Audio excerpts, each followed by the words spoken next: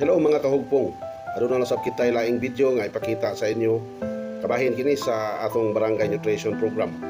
Atol sa National Nutrition Month celebration, pinagis pagpatuman sa mga personahe sa City Nutrition Division under sa City Health Office. O kini hugod nga gisuportahan sa atong barangay pinagi sa atong mga BNS, BHW, daycare workers, ug uban nga mga pensionaris o ilang ipakita ang ilang giandam nga healthy and energetic dance presentation.